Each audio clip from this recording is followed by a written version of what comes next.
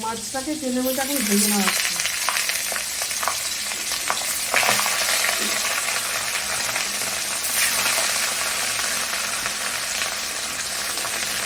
তার পাশে পটলটাকে ভেজে নেব। মাছগুলোকে এইভাবে আমরা ভেজে নেব।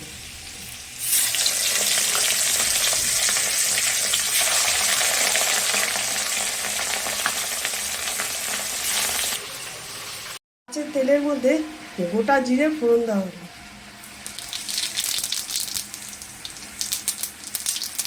এবার এর মধ্যে আমি মাছের আলুটা ভাজার জন্য দিয়ে দিচ্ছি।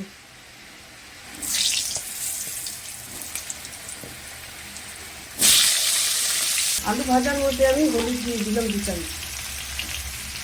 মাছের জন্য যে মশলাটা এটার মধ্যে রয়েছে জিরে গুঁড়ো, হলুদ গুঁড়ো, লঙ্কার গুঁড়ো, ধনের গুঁড়ো এবং আদা বাটা। এবার আমি আলুর ভেতরে নুনটা দিয়ে দিচ্ছি। আলুর ভেতরে আমি কাঁচা পেঁয়াজটা কুচিয়ে রেখেছি, এটা দিয়ে দিচ্ছি।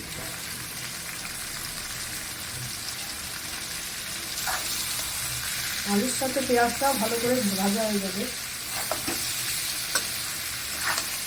আলুর সাথে পেঁয়াজটা খুব ভালো করে ভাজা হয়ে গেছে। এবার দিয়ে দেবো আমি মশলাটা।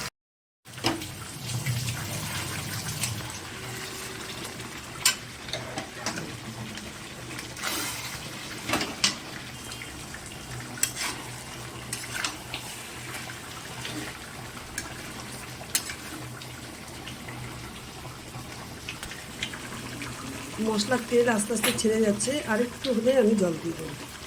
এবার আমি জল দিয়ে দেবো।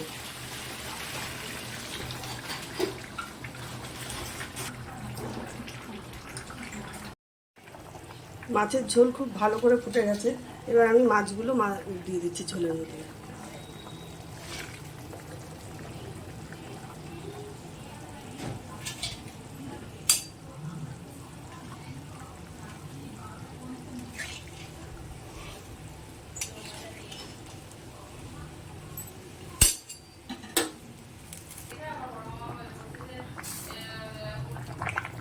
মাছের ঝোল আমার হয়ে গেছে।